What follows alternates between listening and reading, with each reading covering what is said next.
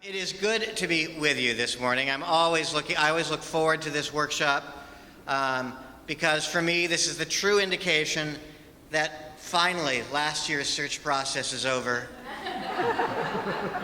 and I can begin and look at a new one with a group of new and very excited congregations, all of which we are pleased to be working with. I don't know how many of you saw the cartoon that was going around Facebook. This is the Pastoral Search Committee, where one search committee says, basically, we're looking for an innovative pastor with a fresh vision who will inspire our church to remain exactly the same.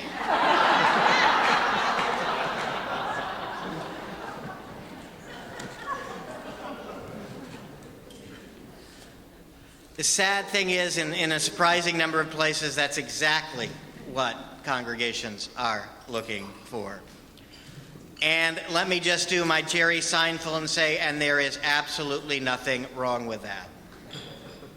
What I will talk to you about as we talk about things during the morning, what is far more important to you in your process is not that you put your best foot forward, but what is important for you as you go through your process is that you represent your congregation as honestly and authentically as you possibly can.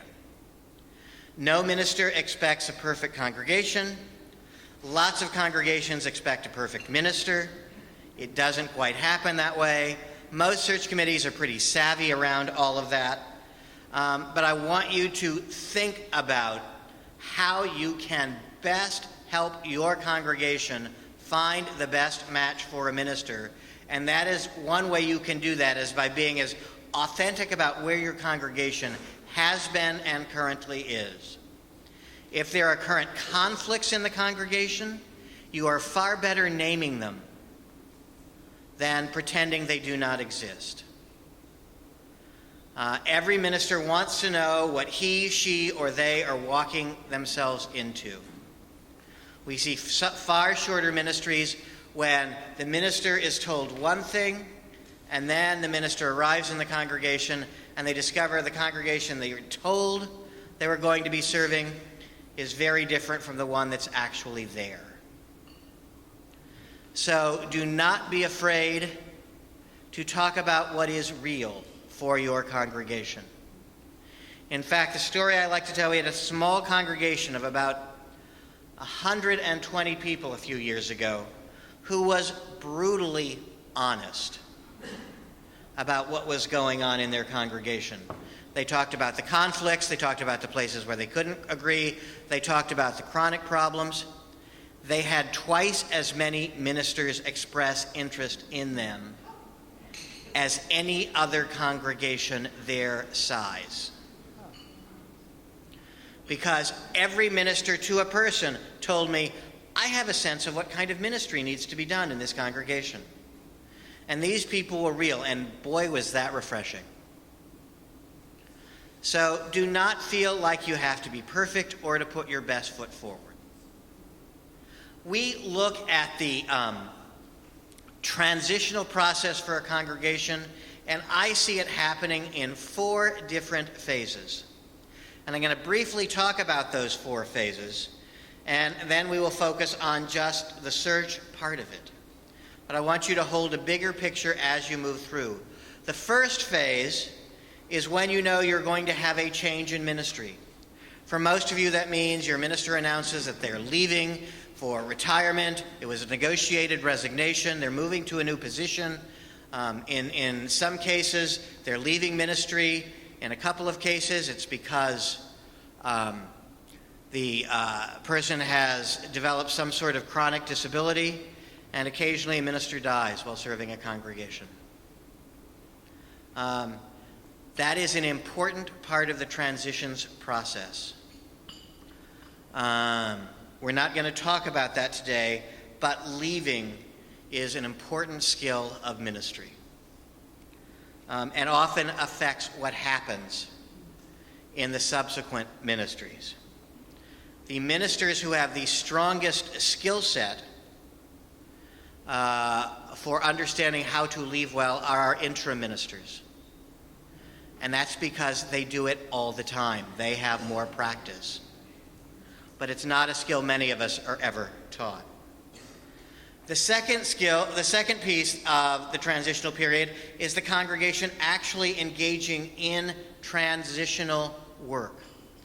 Usually that is through an interim minister. Occasionally there are other forms that takes, but that's extremely important. One of the reasons why 2 years of interim ministry has become pretty much the norm is that it allows in that first year everyone in the congregation to participate in interim ministry. One of the pitfalls of being on a search committee, and how many of you are actually on your congregation's search committee, is that you can have so much work to do that you may lose track of what's going on in your congregation this year. Because there are lots of meetings, you have visits where you go and meet with people, prospective ministers, and there's a lot of time away from the congregation. But the congregation actually doing that interim transition work becomes very important to the congregation as it allows them to transition. The other piece that becomes very important of any transitional work is making sure that you have someone come in who is different from the settled minister. Because one of the things that often happens is that we get very used to a settled minister and very used to the way that she or he or they do things. So much so that we forget this is the way that he or she or they do things. So often it takes a minister in between to come in and be different, not only to do worship differently, but to meet with committees and interact with staff differently, so that the next minister isn't saddled with, I have to be exactly like Barbara and Bill. I have to be exactly like Ann. I have to be exactly like the minister who was here before us. And that is often what happens. I told this story yesterday, if you were there. I preached in a congregation this last year where the minister had been there for 38 years. Showed up on a Sunday morning to lead the Beyond Categorical Thinking workshop for the congregation. Showed up to preach. No one told me how they did worship. I went to light the chalice with one of those Bic lighters and everyone gasped. Because that's not how they lit the chalice. But no one had thought that I wouldn't know. Because what happens in particular in longer term ministries is everyone assumes everyone knows everything. Fortunately, they laughed, I lit the chalice, we moved on, and I don't think they held it against me, though they never told me. But the interim piece becomes very important. I know that Dave, you're here, right? Dave Johnson, we have one interim minister here. The interim minister often provides a lot of pastoral support for search committees and encourages them to talk to the right people. The interim minister, who we'll talk about later, also becomes an important resource for the congregation because prospective ministers call them to find out information. The third part, what we're going to talk about mostly this morning, is the search process. How a congregation actually moves to find a new minister. This process usually takes most congregations from about the late spring, when the search committee is formed, to when the minister is called the following spring. And it is a lot of work. It is a lot of good and valuable work, and we'll talk about the ins and outs of that as we move forward. The last part of the transition happens when your new minister arrives. And that is often a part of the transition that we don't pay attention to. But that is a very important piece of the transitional process. Because all of a sudden you have this new person here as your minister, and a congregation and a minister have to learn how to relate to each other.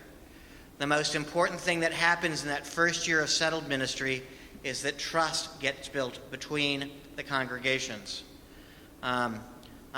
Janine Larson has talked about, she has seen with congregations where for some reason the minister is away for part of the first year due to extenuating circumstances, the trust between the minister and the congregation is significantly changed and not as strong because the congregation hasn't had time to really bond. And that is an important part of the transition process, so that you learn more about each other and learn what they do as the minister gets to know people, begins to not only understand the ways of the church, but gets to know the different families, performs the weddings, the funerals, the memorial services, and builds those ongoing relationships. So now let's spend our time talking specifically about the search. How many of you will be looking for a minister for this upcoming fall to start in 2015? How many of you will be looking for a minister to start sometime in 2016? Okay, it's about half of each. I'm going to talk as if everyone is here for the first time. So those of you who are mid-search, you will pick some things up. But you learn your minister leaves. For 99% of the congregations, that does not mean you form a search committee now. You have time. This is the time when you should contact and engage with your district or regional staff, where exit interviews should happen, where you begin to learn by reading materials on our website about the search process. One of the things that we know, as soon as a minister announced that she or he or they are leaving, there are people who immediately move on to what do we need to do to get our next minister. Is it important to take your time? One of the things that I will say repeatedly, it is so much better to do things well than to do them quickly.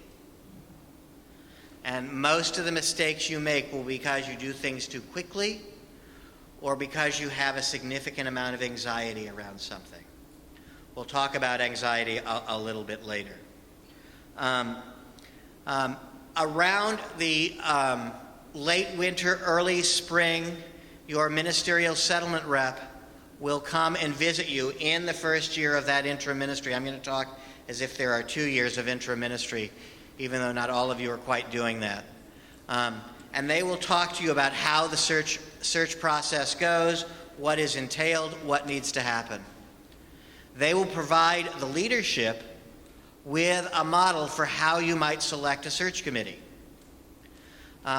We highly recommend in the forming of a search committee that the most important thing you can do is elect people who the congregation will trust.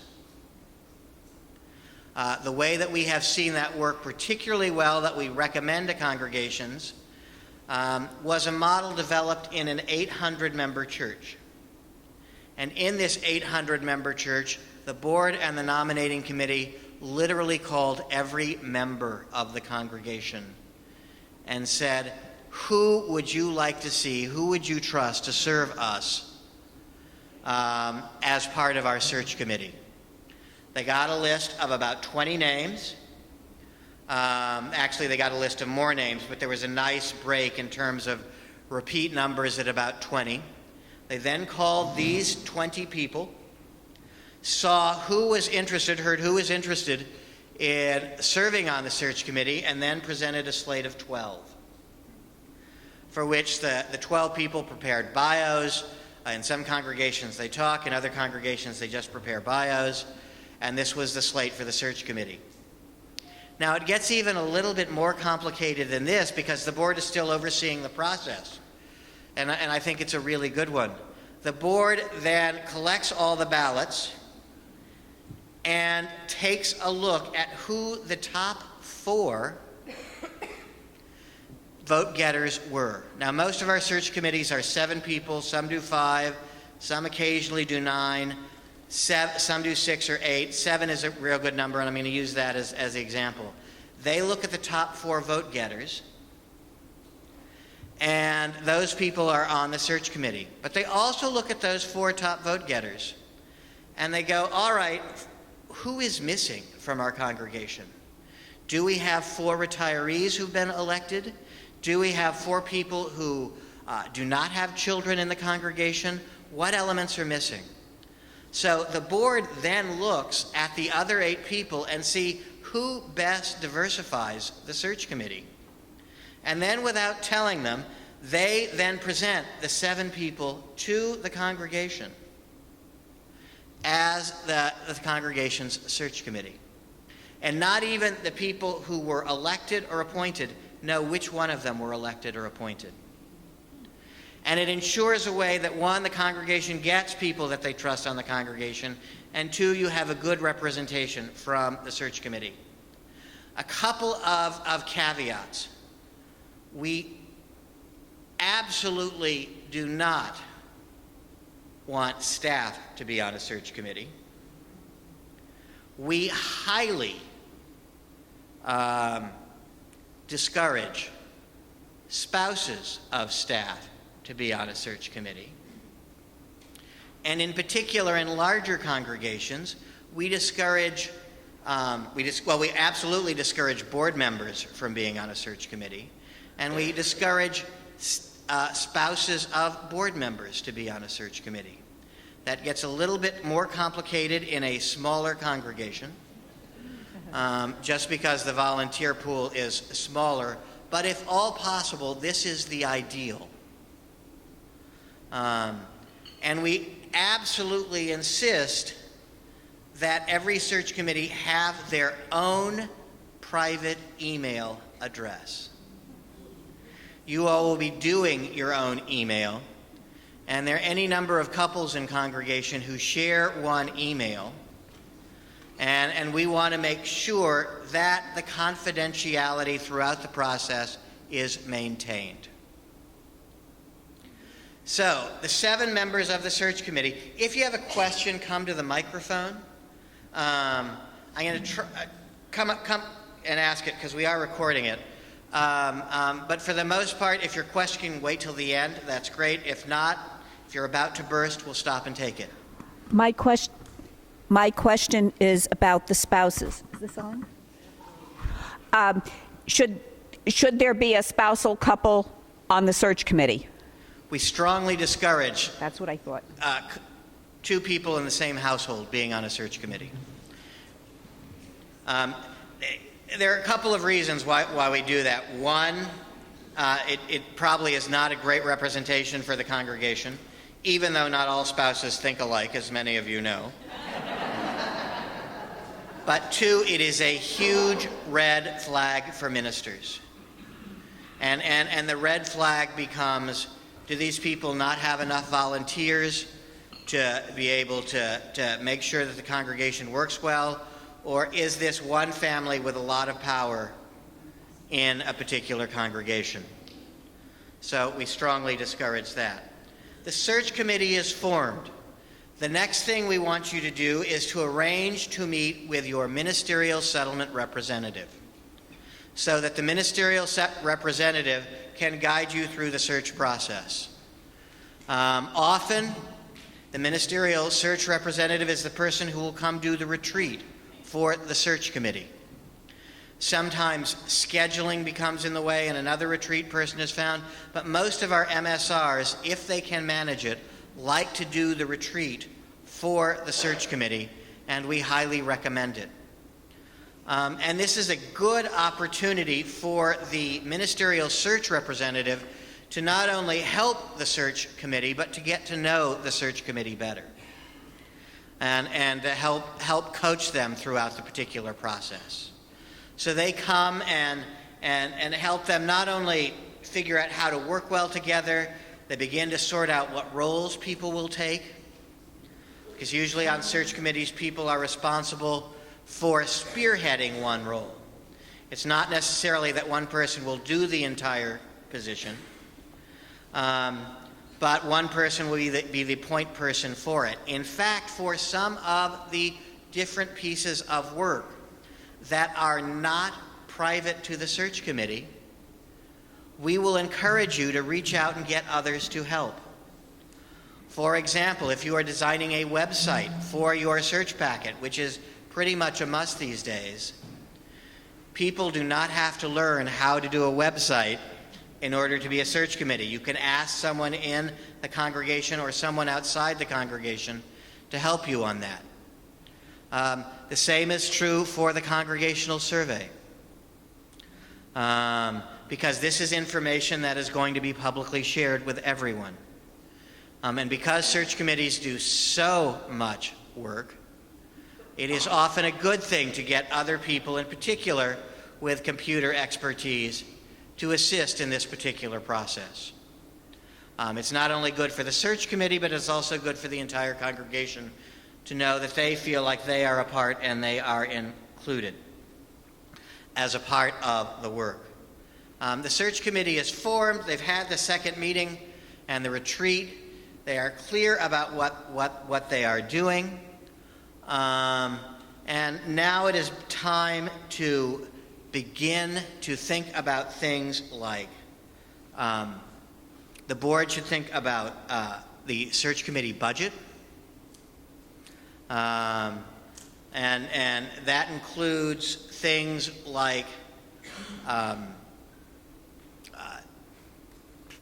I'm jumping ahead of myself, so I'm trying to do it in order.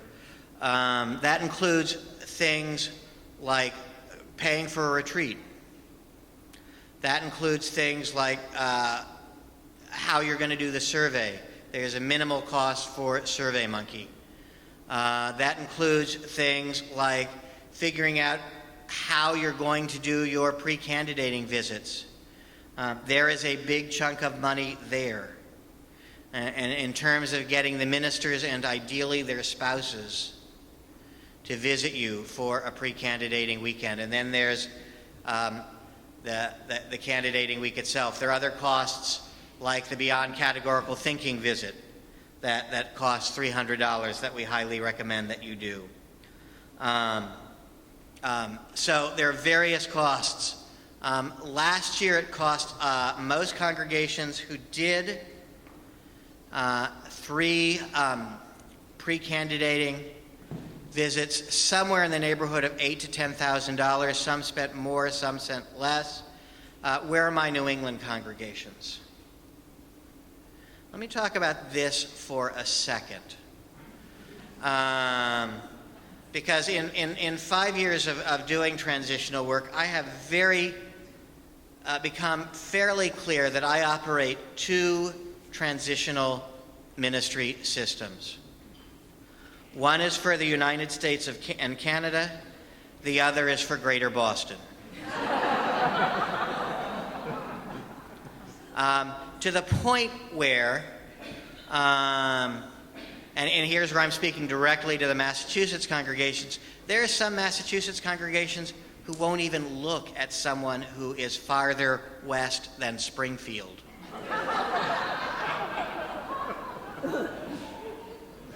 That is a great way to limit yourself. Be open to that. And we'll talk more about the pre-candidating weekends and selection as we go through the process. But we notice what it costs a search committee tends to be less in New England than it does for other places, interestingly enough.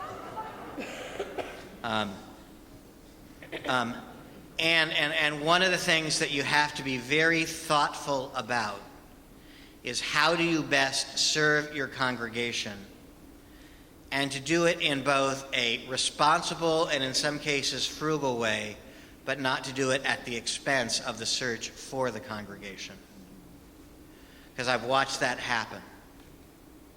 We will look at someone because they are close. And you should look at the people who you feel would be the best match. The search committee is formed. You've adopted a budget. You've met with your ministerial settlement rep and done the second consultation and the retreat. Now is the time when you begin the period of self-study. And this is the time where you survey the congregation. Most congregations now do that survey through SurveyMonkey. When you have questions, you email Margaret, because she's the technological person in the transitions office. And she will help you get that set up. Margaret, do you want to say anything about the SurveyMonkey? Not while you're eating.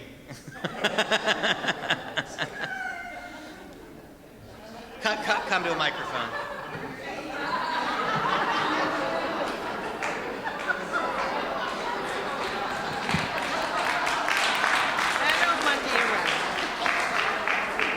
So we have a congregational survey. It's been around for a while. Some people read it and say those aren't our questions, or some of them are. Help me. Thank you. Better? Yes. So we have a congregational survey that's been around for a while. It has questions that some people can't relate to, but we encourage you to modify it to suit your needs. What we can do, though, is if you create a SurveyMonkey account, it has to be a paid account. I can transfer the questions into your account. I need just your username, not your password, and then you can go from there. You can modify it as is. So it gives you something to start with. You have a template. Questions? No? So in other words, we're at the point where you've pretty much developed our questions. Do we just send those to you in an email? Or No, I don't want to see your questions. If you've got your own questions and they don't match up with the survey questions that we have on our website, then you need to enter those yourself into SurveyMonkey. Clear? Yeah. You can send anything like that to transitions@uua.org. Yes. would you help us with the compilation of the survey results? We don't have the bandwidth to help with the compilation. That's, I would think, the really SurveyMonkey does that. Well, SurveyMonkey, automates that, but that's the kind of thing that, Keith is referring to, that it makes sense to pull in people from your congregation to assist with that. Good? Thank you.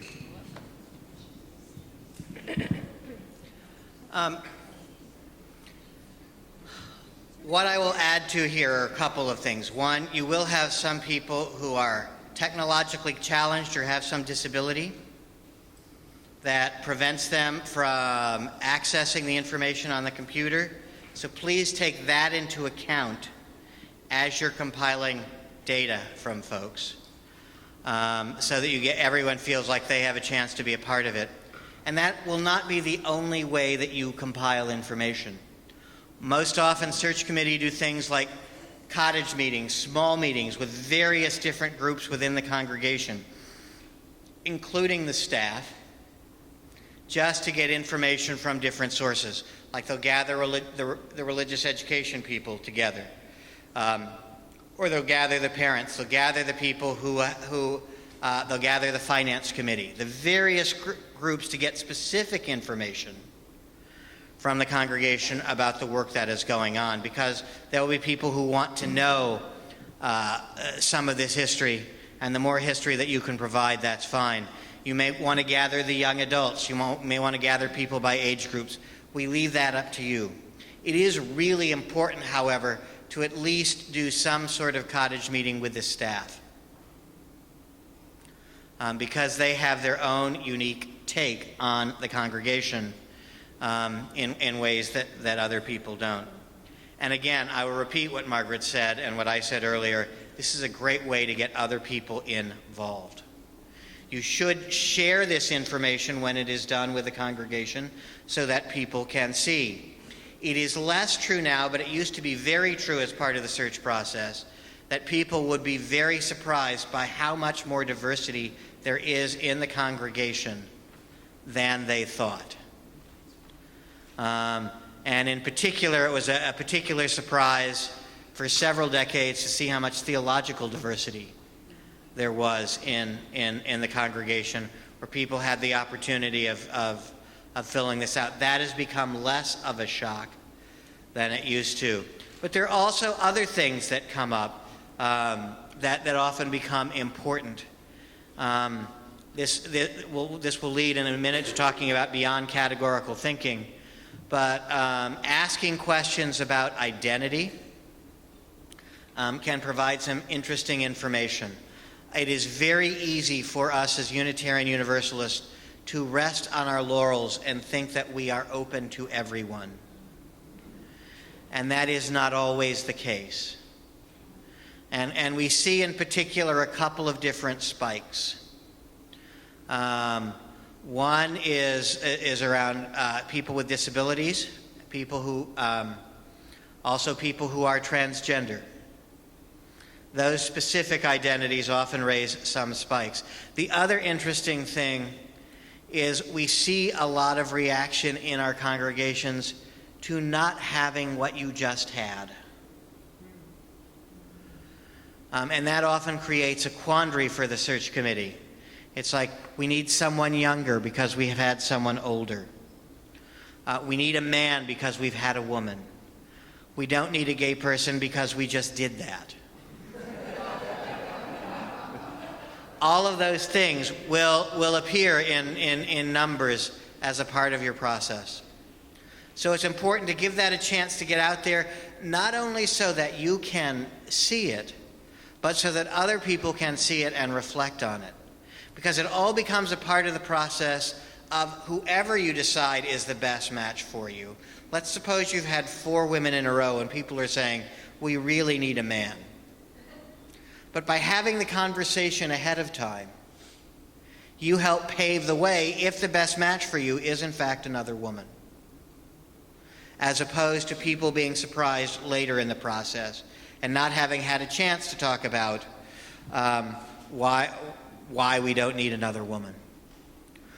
So groundwork needs to be laid there in terms of not only completing the survey, but sharing that with the congregation. Question. Can you actually make a decision based on gender? I don't think so. Can you?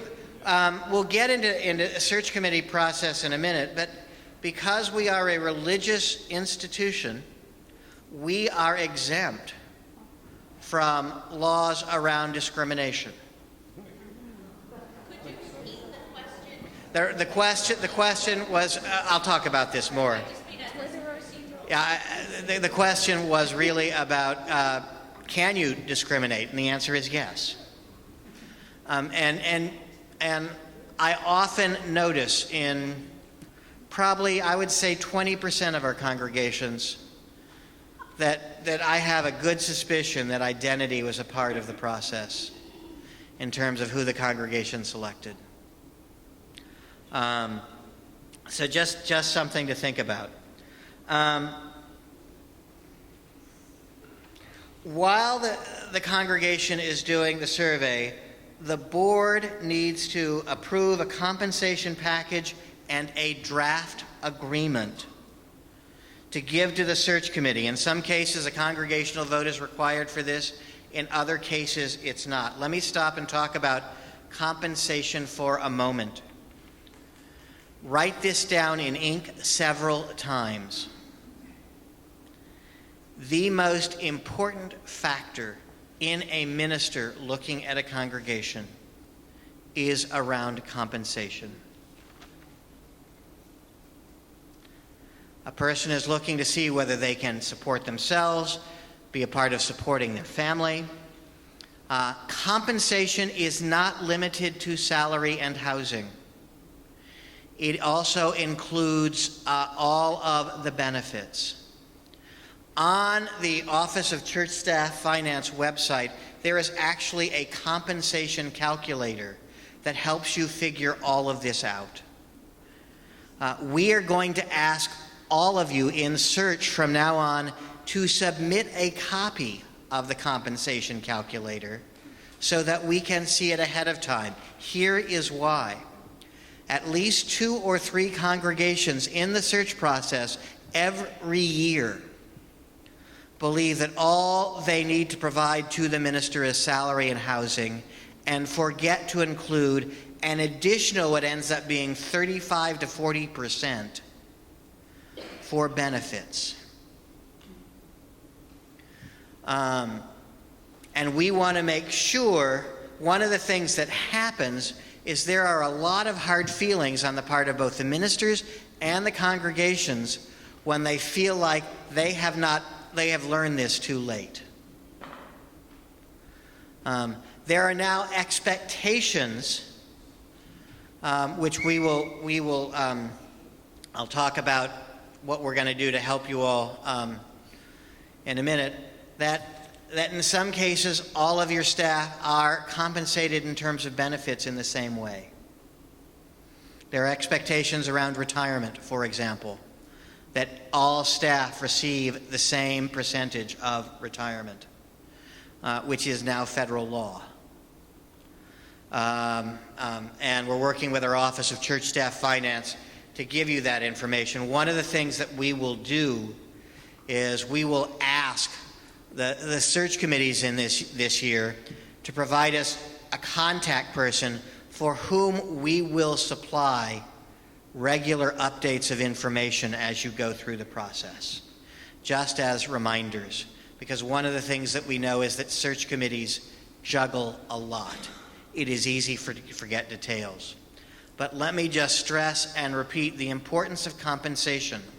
And I say that because any minister will look at a congregation that pays well, regardless of what the issues are in a congregation. Even in really solid congregations, if you are not meeting the recommended guidelines for ministers, and they just changed for this year, you will have fewer people look at you. So that is extremely important. There are two things that stand out, one of which I mentioned at the beginning, which was around the authenticity of reporting how you are, and above that is around compensation figures. The board will select a negotiating team. I encourage all boards, as they select a negotiating team, will include usually one member of the search committee, that the other two people on the negotiating team are people who understand ministers and ministry to some degree. Let me tell you one story of what has happened at least once every year. A congregation selects their Uber accountant in the congregation to serve on the negotiating team. The Uber accountant, because they are super at accounting, also lives with the expectation that everyone should know as much as the Uber accountant does. We have watched in the last 4 years 3 ministries not get off the ground because of some rigidity in the negotiating team. Pick people who are going to have some sense of understanding that ministers are good at ministry. Accounting may not be their career field. And pick people who like to work with folks to serve on this particular congregation. That is not to say that ministers should be stupid about money and compensation, but that is not why they went to seminary.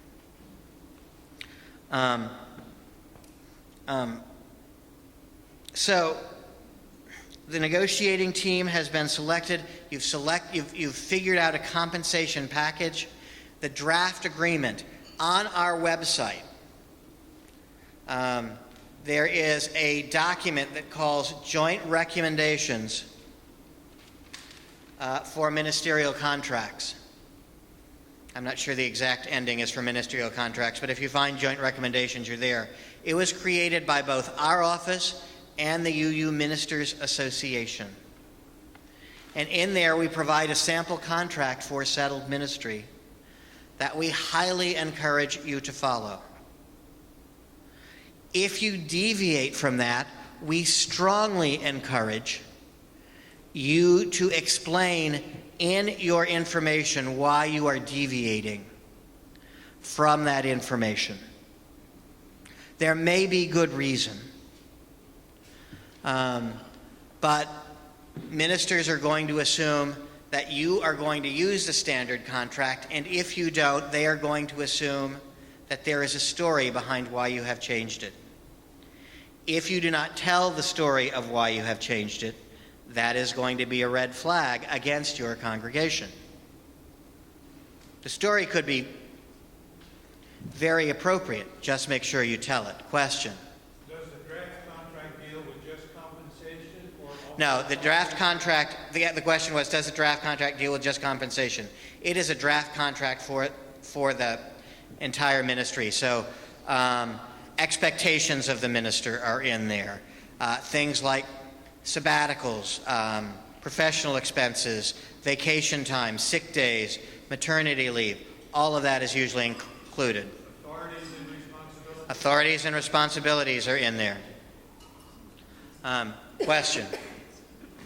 How do you disabuse some people with the notion that our congregation is so wonderful and our location is so wonderful that candidates will flock to us and we can lowball them on compensation? The question is, how do you disabuse congregants that you can get away with basically lowballing and playing less? There are a couple of things that I think about. One, ministers talk to each other. And the Ministers Association has begun a project to share stories of the congregations in search. So they can identify the congregations, what people know about them, what the history is, and in some cases talk about things like compensation. You may well still get people who are interested, but you may not get the best match because people decide, oh, I looked at that, I looked at their compensation, I'd love to serve them, but I'm not going to apply. The other thing to know, when you set your salary and housing, you are given two options on our form, which actually is in the ministerial application section, which is different from the congregational record.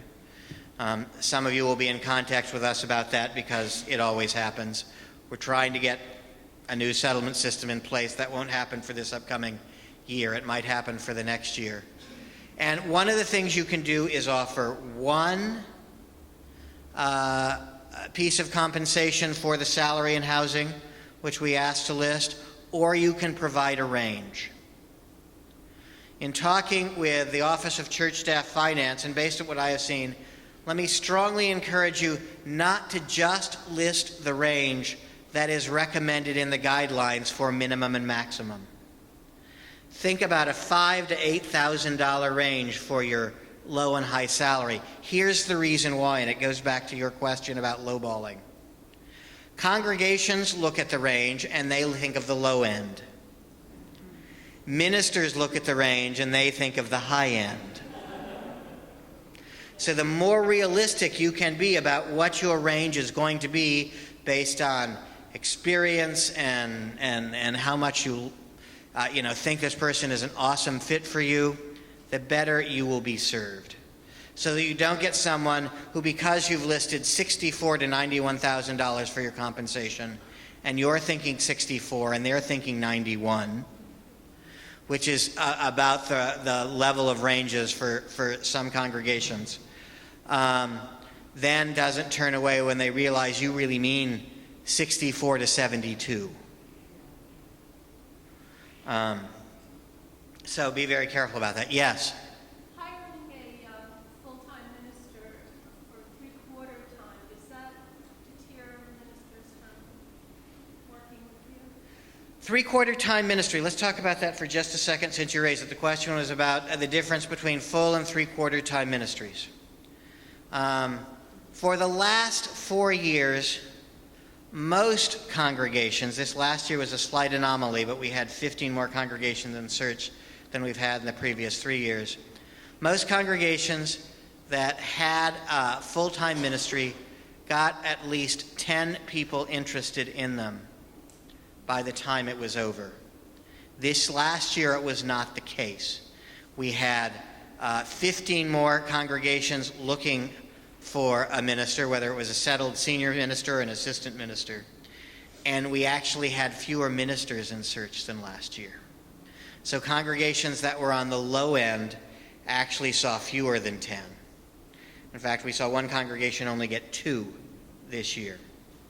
But historically, and this year we do not have the extra 15. We don't know yet how many ministers will actually go into search. Congregations that were at three-quarter time ministry averaged about 5 to 6 people who were interested. In large part because, one, people are looking to get as much compensation as they can. Two, there is always some question, and here is where a search committee can be really helpful, about being clear about what three-quarter time ministry means. Because so often what a congregation thinks it means when it says three-quarter time ministry is we're going to get a full-time minister for three-quarter time pay. And that can be very complicated. It also often really means for any number, and here's where we have the different settlement systems that I was talking about elsewhere. Often in New England, when they think of even a half-time congregation, they still think that means the minister preaches 3 to 4 times a month. Nowhere else in the rest of the country is that true. But they think it means the minister's going to preach 3 to 4 times a month, maybe do a little bit of pastoral care, and that's it. Nationally, the expectation is that a full-time minister preaches somewhere between 34 and 36 times a year. So there we've talked about compensation. If some congregations want to nickel and dime ministers about vacation, there are 2 things to think about that. It's like, why does a minister get 4 weeks of vacation and 4 weeks of study leave? And you have congregants who say, why does someone who only preaches on Sunday morning get this much vacation time? Here's a part where you have to educate folks. 2 things to think about. One, this is one way that ministers do make selection. They are looking to make sure that they get the time that is expected from them by the Ministers Association. These are the expectation of the ministers in our association. And 2, any place you nickel and dime someone, whatever it is in your contract, think about the fact that there are going to also be other consequences around this. I mean, how do you want to start this ministry? Do you want the ministry to start with a person thinking, you know what, I'm going to give in and only do 2 weeks of study leave. And then they're going to hear all of their ministerial colleagues having more study leave. Chances are it's going to end up in a shorter ministry. So there are short-term things to think about and long-term things to think about as you're looking at how you do the contract, the benefits, the compensation, and all of that. The other thing that becomes important during this time after the search committee and you're working on this is to go ahead and schedule a Beyond Categorical Thinking workshop. The Beyond Categorical Thinking workshop was started in 1989 at the request of ministers to look at the bias we had in our ministry toward women, toward ministers of color, toward gay, lesbian, bisexual, and transgender ministers, and toward ministers with disabilities. We've been doing these workshops from 1989 to the present day. These become particularly important because, one, again, they help the congregation have a conversation to talk about some of the biases that they didn't know were there, and to have good conversations about that. 2, it's another way for the search committee to interact with the congregation during the Beyond Categorical Thinking workshop. And 3, now pretty much every minister asks, did the congregation do a Beyond Categorical Thinking workshop? In particular, I talk with every single minister of color during the search process. And one of the things that they want to know is, did the congregation do the Beyond Categorical Thinking workshop? And is there anything I need to know? And I'm going to give you just a hint of what happens in a Beyond Categorical Thinking workshop, because one of the things that we do are case studies. And we talk about case studies that have actually happened in Unitarian Universalist congregations. And most people are surprised that these case studies have happened in Unitarian Universalist congregations, but this is one case study that has happened to every single minister of color in our movement when they have gone to serve a congregation. You have a congregation that has called a minister of color. A third of the congregation is delirious that they have called a minister of color, because now finally the congregation can get involved and get serious about dealing with issues of race and racism, both in the congregation and in the community. A third of the congregation is so happy they've called a minister of color because, see, it proves we're not racist. And we don't have to talk about this again. A third of the congregation is petrified. And they're petrified that all the minister is going to do is talk about issues of race and racism. So the minister of color immediately starts a new settlement, finding themselves between two rocks and a hard place. Because the group of folks who are concerned about the minister only talking about this have made the minister so uncomfortable that he or she believes if she even mentions this as a possibility, this group will use it as more evidence that the minister is a single issue minister. And you have a significant number, and significant number can just be 5% in some of our congregations, who believe that any minister who isn't a straight, white, able-bodied male is going to come in and only talk about whatever their identity issue is. They're only going to talk about feminism. They're only going to talk about gay, lesbian, bi, transgender issues. They're only going to talk about race. They're only going to talk about disability, and on and on and on. One of the things that the workshop does is it provides the congregation practice for how to talk about some of these issues when they come up. It also allows the search committee to have experienced this conversation, and what we have discovered over the years is that they are less likely to be afraid of calling a minister who it falls from one of the marginalized identities, because the congregation has had the conversation. It's like they don't think, oh no, what are we going to do because we're very interested in a minister of color. Well, it's like they know the conversation has happened and there has been some initial language to talk about it. So one of the things we discovered when we did some statistical research a few years ago is that congregations were nearly twice as likely to call a minister with a marginalized identity when they had done the Beyond Categorical Thinking workshop than when they hadn't. We highly recommend that the workshop happens sometime between August and the end of the year, sometime before your search committee actually begins meeting with pre-candidates and begins getting names. You had a question.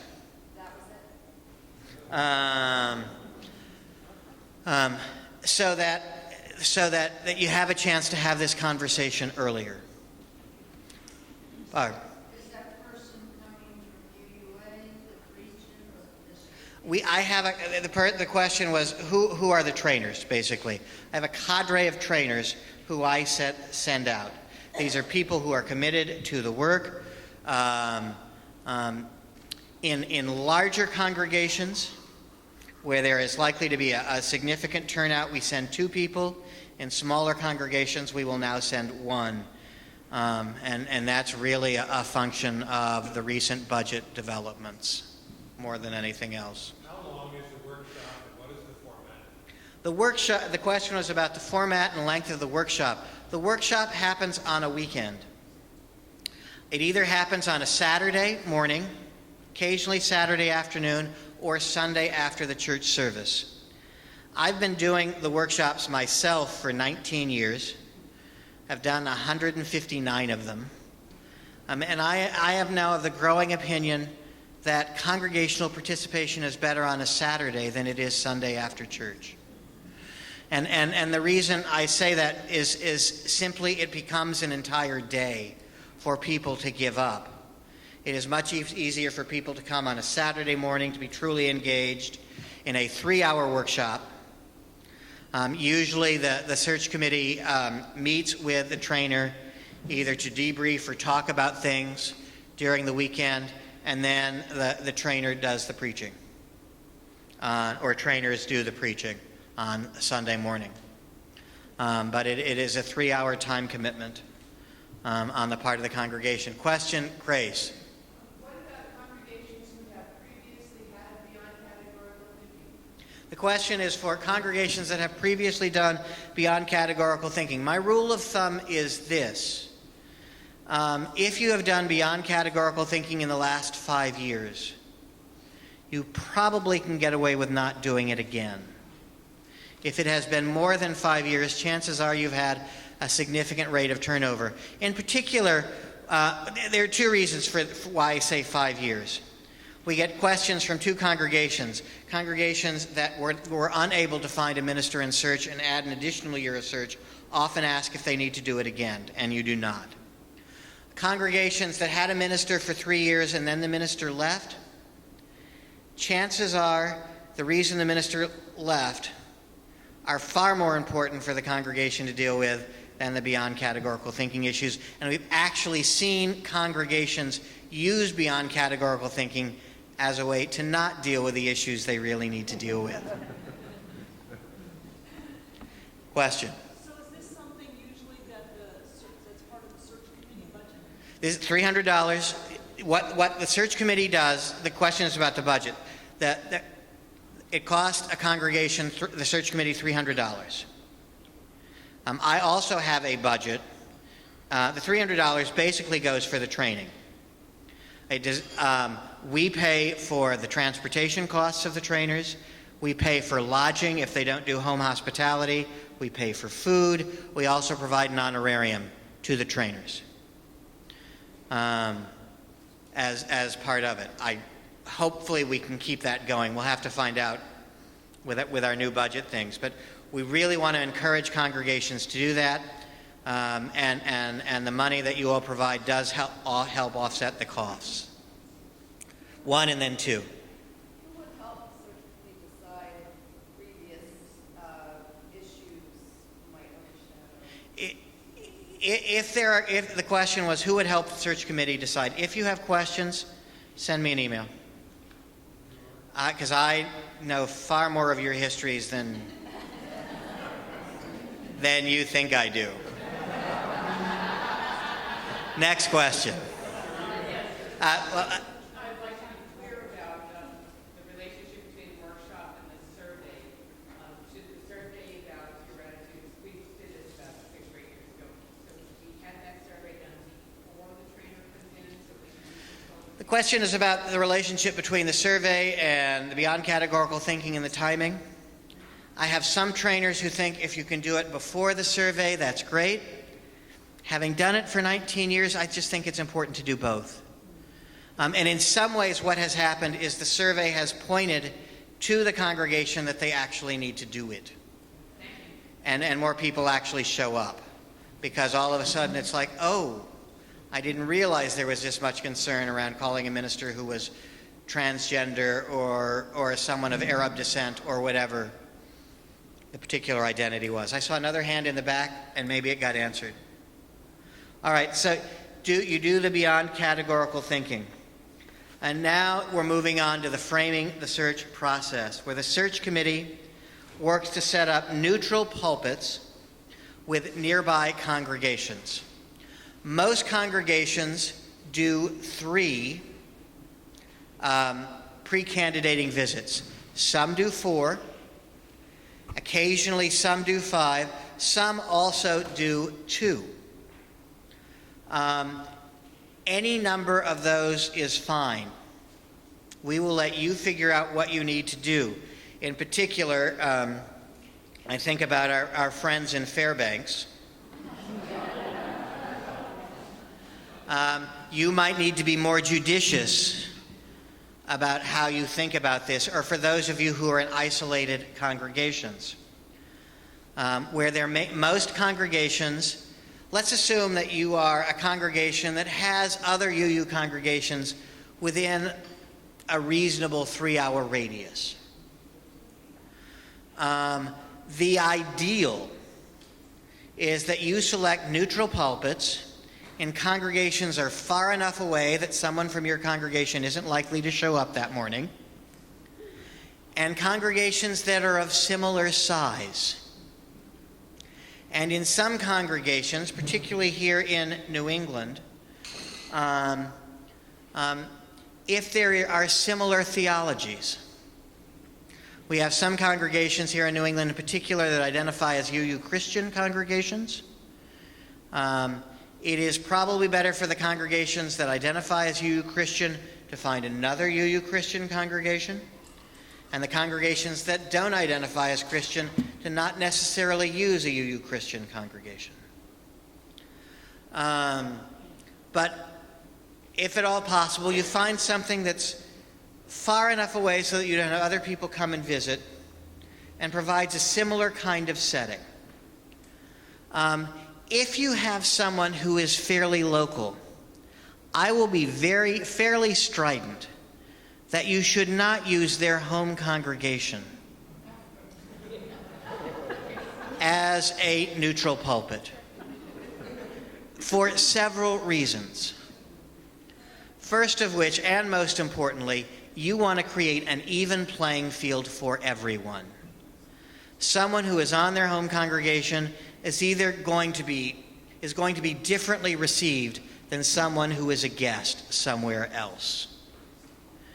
Second of all, chances are in another congregation, 7 visitors show up on a Sunday morning to hear the preach. It's going to raise suspicions of the people who are part of that congregation. And there are any number of ministers who are doing their best to not let a lot of people know in their congregation, should they not be successful in their search, that they are searching.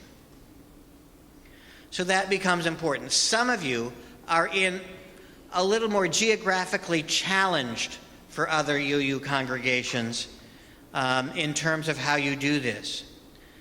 The congregation in Honolulu, where there is only one UU congregation in the state of Hawaii, several years ago used a liberal Christian church.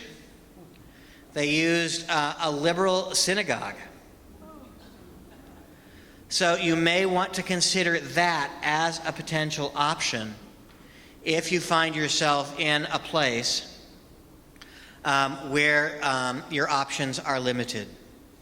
If you have specific questions about, is this okay or is that okay, that's one of the places where a conversation, a check-in with your ministerial settlement rep becomes really helpful, or if need be, I'll talk to you about that. Because the other thing that I can often do if you are having some difficulties is I will use my weight as the transitions director to lean on a colleague to open up a potential place for a pre-candidating visit. So make sure I understand. We're at the point now where we've down-selected from whoever has applied. We're down to the short list of 3 or whatever. So we missed the down-select process in your description. What you are doing now, the question was about timing, basically. You select your neutral pulpits first before you select pre-candidates. Largely because they get filled up. Ministers fill their schedule. Most ministers will be accommodating if need be. If it so happens, which happened way too many times this year, if it happens that the minister withdraws from search and they had already been scheduled to go to a neutral pulpit, they become the ones responsible for filling the pulpit. If you decide to cancel one for your reason as a search committee, you become responsible. Now, usually what you can do is you can work with that congregation's minister. They may have given up one of their Sundays and be willing to step in, or they may have someone in mind who can step in. We had this happen in one of our congregations, and the congregation's intern minister was able to step in and fill the pulpit. So it may not be as complicated as you think, but still we want to make sure who is responsible for what if things change, because they often do. You are, for the most part, better off scheduling your weekends as much in the middle as possible. There are congregations who want to do them early and get them done with. That has created problems sometimes with getting people there. And if you do it late in the process, like the last weekend, again with my Sonnenfeld, not that there's anything wrong with that. But the 3 congregations who scheduled one on the very last weekend of March this last year basically then had to make a decision in 24 to 48 hours and didn't have any time for follow-up with other references, for example. So I really recommend from like the first weekend in February to the next to the last weekend in March, if you can do it, as the ideal weekends, which will serve you as well as possible. Question? One consideration in March especially is spring break. Should that have any? Spring break is an option depending on when spring break is, both for your university and for your schools. You will need to take a look also at every search committee's schedule to figure out what weekends you can be there. It is not a good idea, as we had several years ago, to have a search committee member away. In this case, it was the chair, on a pre-candidating weekend visit. You really want everyone to be there because otherwise people feel left out. What was interesting in this particular congregation's case, the search committee recommended the person when the search committee chair wasn't there, and the search committee chair would have raised all kinds of questions that they had about this particular candidate. They brought the minister forward, and the minister only got an 80% vote. You really want the person to be fully vetted by everyone who is there. Question?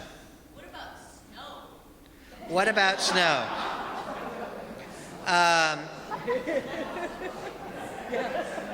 Inclement weather, whatever the inclement weather is often an issue. What we have seen a couple of times, and is that if someone knew the inclement weather was coming, they were able to rearrange their flight ahead of time with the airlines, because the airlines are getting better about that. If someone is flying, to come in earlier or later.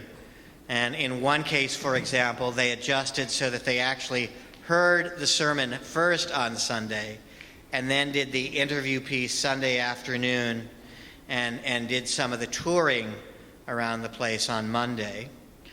In another case, they rescheduled. We are really hopeful we do not have another winter like we did this last year, because it affected so much of the country. And created some problems. And one of the things that can become problematic, at which point you should contact your MSR or us, is if it looks like inclement weather has happened and the host congregation for the neutral pulpit has a history of just canceling church. And what do you do then? And we will talk about potential solutions and should that occur. It happened once last year. Yes? What about so many of the services are online now, and you can watch people? The question is about video and watching people online. That really should not substitute seeing someone face to face. It used to be, and we'll talk about packets in a minute, it used to be that we discouraged video, both on the part of congregations and in particular from ministers, because it used to be that grainy videos actually affected the way people were viewed. YouTube came along, changed the world, and now that's so much less of an issue.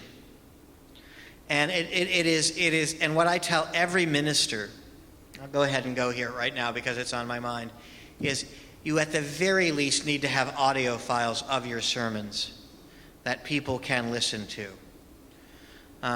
Because there are some people who are great writers who are not great speakers.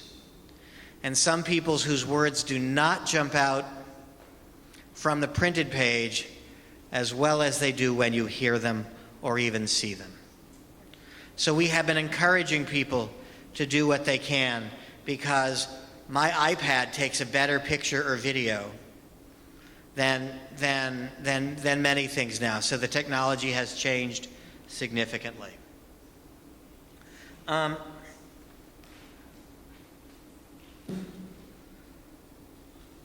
We're talking about framing the neutral purpose. Now you've gathered your information. You have a congregational record that we ask you to fill out. This is one of the places where you log into the settlement system. Some of you have multiple congregational records. The system has been around since 1998, and if you've been in search since then,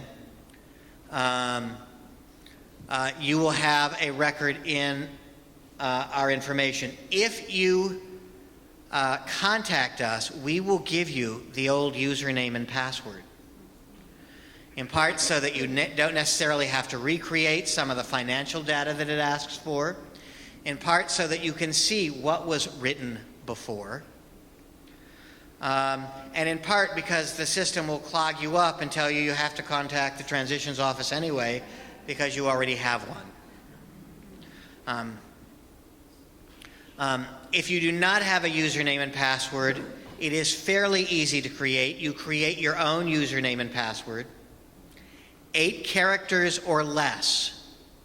If you try and do one that's more than 8 characters, it'll truncate it and kick you out. Case does not matter. Pick something that people can easily remember. The only people who have access to that are the search committee and the two of us. As you create your congregational record, there's a whole lot of information that we ask for, answers to questions. This is the place where you can actually be the most brutally honest. And here's where I talk to some congregations in particular about the congregational record is actually the better place to talk about current conflicts in the church than your actual packet. And here's the reason why. Let's suppose you have had a conflict over the previous minister, and it is still a raw point in the congregation. And you know that right now, that if you put that out in the packet that everyone will see, you will create more chaos than you want or need. Here is the place where you are better served by putting it in the congregational record so that you can talk about it with the minister, as opposed to creating more problems in the congregation. It also becomes the place, for example, if your congregation has created a safe congregation policy around someone who has some sort of history of child abuse in the congregation. Any number of congregations have people who have been convicted felons for child abuse and have created ways for them to stay in congregations. This is a better place to talk about that than in the web packet.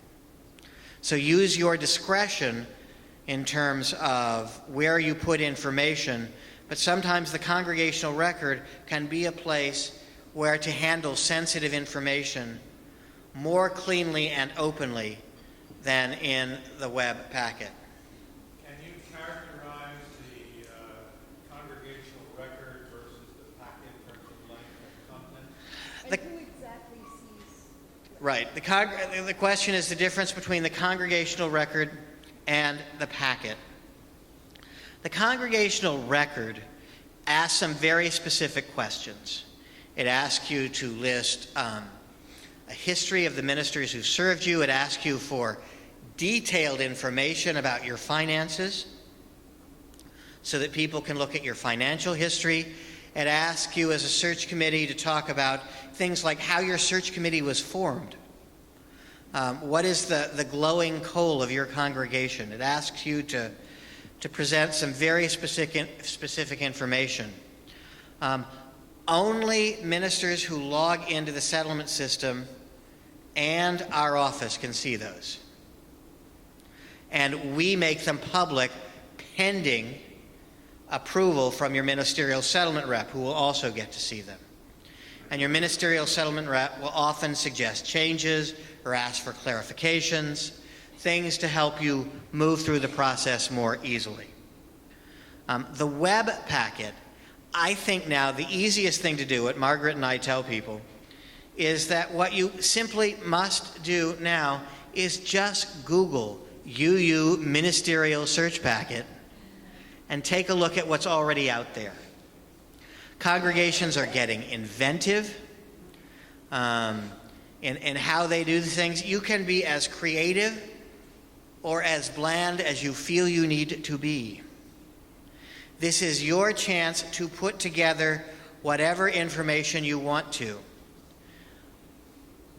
You should have this as a website. And the reverse is true. I'm also telling the same for ministers. We have actually had ministers be told, because you didn't have a website and because so much information is shared through our website, it made us leery of even looking at you. Question in the back and then here. Yes. Did I answer your question? Up front. Does it make sense to have your packet match your regular website, or can you integrate to the church's website itself? Let me talk about that. The question was about your own church website and the search website. You can count on all of you. If any minister is interested in you, they right now have begun checking out your church website. The transition time is a good time for you to look at your own website, see what information is there, because they will be getting information about you from that. If your calendar is 3 years out of date, which any number of calendars are, that will be information. So people go and look for information about the congregation there. We are seeing a move away from private search websites to more and more congregations just having their search packet as part of their search website. Please do not make it live until you have approval from your ministerial settlement representative, because that is just part of the process. They want to look at all this information, make sure you have good information is there, make sure you don't put anything out that might be potentially of harm or embarrassing to your congregation. They are there to help you move through the search process as best as they possibly can. Question? Is the congregational record that we complete similar to or the same as the one that we did for an interim? The question was, is the congregational record similar to the interim application? The congregational record is much longer. It's much more involved. That's because you have more time to work on it. The interim application, some of you had a week to work on it. So it is far more detailed. Are you going to talk about the packet in detail, or because you started with the congregational record, and of course we're talking Right. about both things. A question from our search committee is, what makes an outstanding packet? The question is, what makes for an outstanding web packet? Bob or Laura, do either one of you want to talk about this from the perspective of a ministerial settlement rep? Do you either want to come to the microphone? Because these are the people who actually are Bob Mees, who's the ministerial and settlement rep for the Pacific Central District, and Laura Barrett Graham, who is the Massachusetts Bay ministerial settlement representative. They're the ones who look at your packets first. So, Bob, I hope you have something wise to say. I know one of the things... Sorry, is that better? Right there. Wow. Okay, here we go. Usually I overproject. Okay, so what I look at is beyond getting the information correct, stuff that I've heard, does this ring true? Does this seem to be faithful to what, I've learned about you as we work together? I also look for, do you have pictures? Have you brought your congregation to life? Am I interested in it? Which is extremely subjective and maybe not very helpful to answering the question. I don't know, but that's what I'm looking for. I want to see the human element. Who are you? Come to life. And with technology today, you have the opportunity to do that in ways that would have been very difficult in the past. So make use. Keith's already referenced videos. Videos now are really effective at ways of introducing yourselves. And you want to be thoughtful about making sure that you have children. If you have children in your congregation, you should not import children.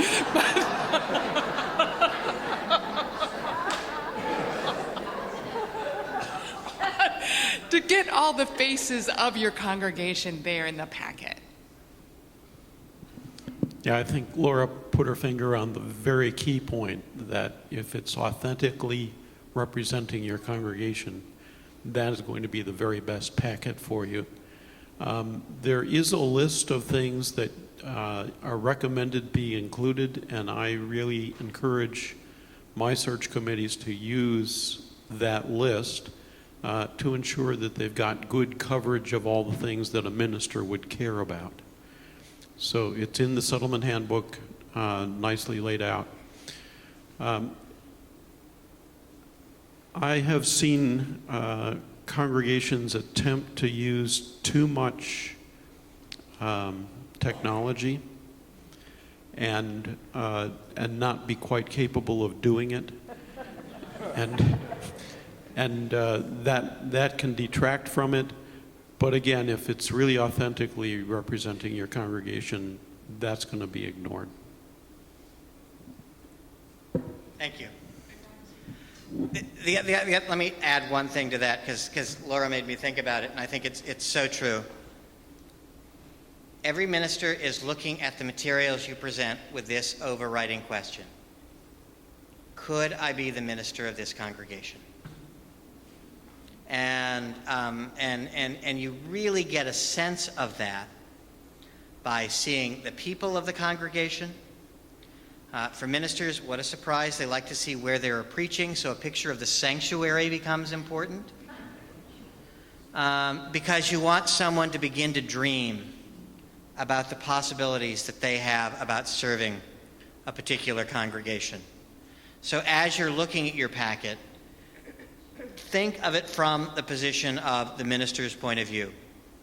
And she or he or they are asking, could I serve this particular congregation? Can I imagine myself in this particular congregation? And I will tell you, I now talk to ministers in the same way, and I made a couple of ministers really think long and hard. I said, when you create your materials, create it knowing that search committees are going to be looking with you, could this person be our minister? And I have been surprised by the number of people who haven't even thought of that particular question as they prepared their materials. Yes, question? Are these packages that the webs are just open to the public? The question was about public.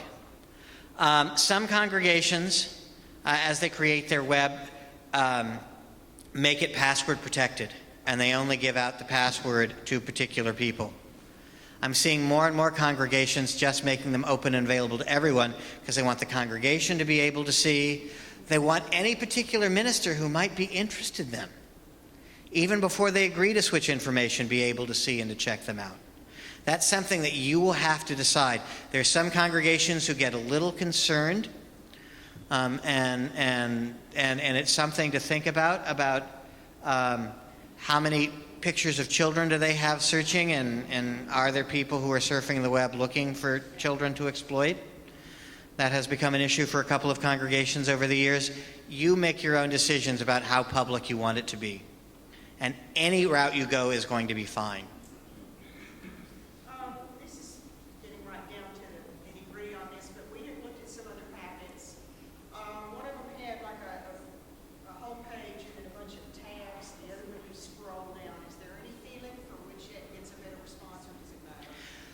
The question is about how to design your packet. What we tell congregations now is that if at all possible, everything should be one click away. The easier you can provide access, the better they are. I do think photos are really helpful. If you have a photo gallery somewhere that people can look, that really does mean a lot. For the most part, people prefer simple and clean, if at all possible. So you work on your congregational record. You have that done. You show it to your ministerial settlement rep, who lets me know that it is available for viewing. Sometime after Thanksgiving and around the 1st of December, when I have gotten the okay from the ministerial settlement rep, I will make these records live for ministers to look at. While you all are enjoying the holidays, ministers are perusing congregational records. Let me say this clearly because every year someone does not hear it. We do not release the names of interested ministers until after the first of the year. It is important for ministers to have time to think, to change their minds, to do comparisons. They might look at one congregational record the first week of December and decide they're not interested, and then all of a sudden, come the end of the month, after reviewing 20 different congregational records, decide, oh, this one was better than I thought it would be, based on the information I got, or vice versa. It is important for the ministers to have time not only to review the information that is up there, in some cases, this would be a good time for me to talk about this now. In some cases, you have some ministers who are only looking at one or two congregations. And they actually want to tailor their materials to what they've read in your congregational record. So they have an extra month to be able to do that. And we now have a lot of ministers who work on both their congregational record and their web packet as soon as Christmas is over. Because most of them go on some leave or downtime after Christmas. But there is a way that when you log in that you can some people can see how many names you have, and the list may grow. You will get full access to them once you have approval from your MSR to receive them as early as right after the first of the year. Question?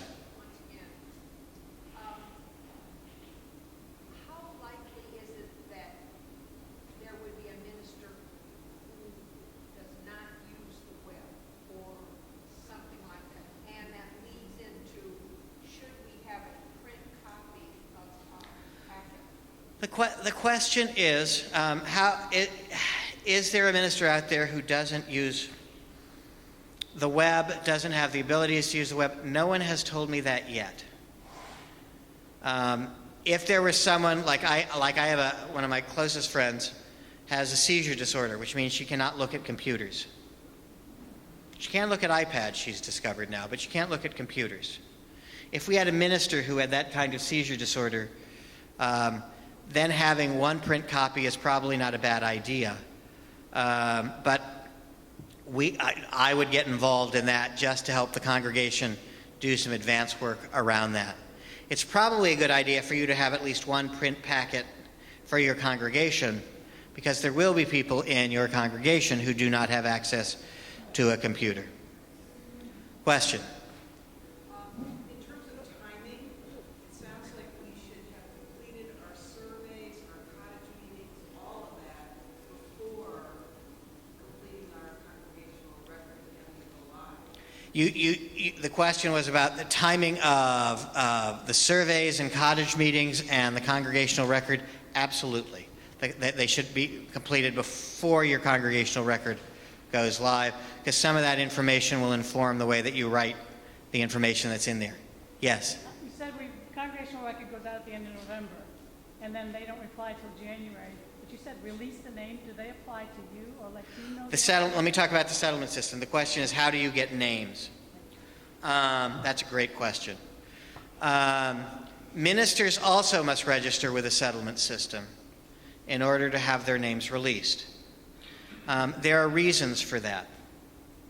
Not only does it ensure confidentiality, so that a minister doesn't have to tell everyone that they are out there with this, but we also have probably about 80 ministers who are either on some kind of settlement restriction or hold, who we have said, because of a previous incident in their ministry, you have to do X, Y, and Z before we will release your names to congregations. We have some ministers who we have basically said, we will not release your name to a congregation based on your history. So the settlement system allows us a way to keep ministers who we have seen do damage to a congregation from having access. One of the things that you should do, if for some reason somewhere you get contacted by a minister who says they are interested, simply ask them to use the settlement system to apply to you. That way you get to see everyone's information in pretty much the same way. And if they don't, you should be nervous. Because we do have about 5 or 6 ministers who try and go outside of the system. So it is there for your safeguard. Question? You. You mentioned that our materials need to be approved before they go live at Thanksgiving. When does our MSR need to have them in hand to approve them? Like, do they need a month to approve? You know, Bob, how much time do you want? Laura, how much time do you want?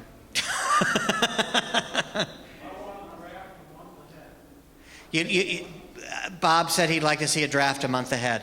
Chances are, in many cases, Bob and Laura in particular are working with more than one congregation at a time. And this is all part of why the schedule happens the way it does now, because we've tried to give congregations and ministers more time to get the bulk of their information up. Barb. Is assistant search different? And is some of this required, not required? Assistant ministerial searches. I always like to have a conversation with the senior minister about how they do things, try and figure out the best way for them to move through the process. They are generally best served by mirroring the process, because you have ministers who are going to put their names in for both places. And most people agree to do that. There's often a different way in which the ministers get selected, because the senior minister is a part of the selection process in some way. In particular, they either want to make sure they talk with everyone one-on-one in addition to the search committee. They want to make sure they have veto power and be able to say, I just can't work with this person, and so on. Does a developmental minister that you currently have, can they be involved like interim event? The role of the interim minister or developmental minister, let's talk about that for a minute. Their primary function is to kind of go, boy, you're working hard. Thank you for all of your work. They are not there to advise you about specific people. Their responsibility is to other colleagues. And their responsibility will be to field phone calls from other colleagues to say, this is my experience. This is one of the places where authenticity matters. And we're moving into this section already. Your MSR3 visit, where the MSR tells you you are ready to receive names. Usually they have given you a couple of things to sort of tweak in your packet at this particular point. They've seen a couple of things, but they've talked to you about the process of how to screen, and we'll talk about that here in a second. But the minister is there primarily for other ministers. Where the interim minister has been utilized is they often are the practice interview for the search committee before the pre-candidating weeks happen. And that can be their function. Oh, but what I was going to say earlier, here is what you want, and this is a question you should ask all of your pre-candidates. I'm jumping ahead of myself, but I don't want to lose this because I'm likely to forget it. You want to find out how much homework they are doing about you. Have they talked to the interim minister? Have they talked to the previous settled ministers? Have they talked with the district or regional staff? Are they talking with ministers from nearby congregations? It is a great way to see, one, are they getting a picture of what they're getting themselves into? Two, how interested in you are they really? Because you want to find someone who is really going to come in knowing as much as they possibly can. And this is where the telling of your story becomes important. Because the minister, in theory, is going to be listening to the story you tell, the story the interim tells, the story the previous settled minister tells, the story the regional or district staff member tells, and they're going to be listening for some sense of symmetry. How alike are the stories? Or in some cases, how do they differ and why? And why does the search committee present this story when everyone else has said that? That becomes vital information. Anyway, you get your list of names after January 2nd. At that point, you as a search committee get really busy. Everyone should read all of the different ministerial records. You should have listened to the advice from your MSR about all of this. And you should decide how many of these people you want to continue in the search process with. Do you want to exchange packets, for example? If you've got things password protected, do you want to see their packet? If you have someone who you know you are not interested in, all I ask of you, and all I beg of you, is that you just at least send an email to the person saying, we are not pursuing you at this particular time. I really hope that you will be able to let ministers know they can move on with their search and their lives in other ways, as opposed to every year the 10 or 15 phone calls I get from a minister who said, has this congregation talked to you? I have not heard from them. About a week after the names have been released, that is the time when I will tell ministers, if you have not heard anything from them, you may follow up with a contact email to the person who's listed in the congregational record.